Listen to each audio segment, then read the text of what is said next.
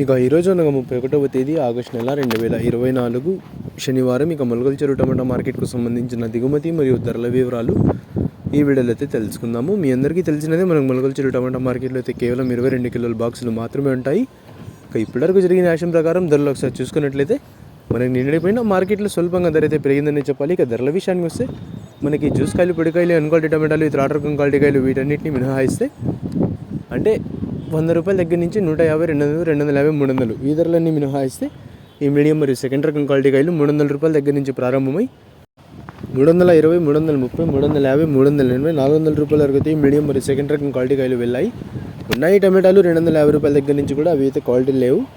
ఇక ఈ ఫస్ట్ రకం క్వాలిటీ కాయలు అలాగే సూపర్ ఫైన్ టాప్ క్వాలిటీ విషయానికి వస్తే 400 రూపాయల దగ్గర నుంచి ప్రారంభమై 420, 430, 450, 480. ఇక సూపర్ ఫైన్ టాప్ క్వాలిటీలో 1-2 లాట్లు అయితే 500 రూపాయల వరకు ఇవాళ మొలకల చెరువు టమాటా మార్కెట్లో టాప్ అయితే వేసినట్లుగా సమాచారం.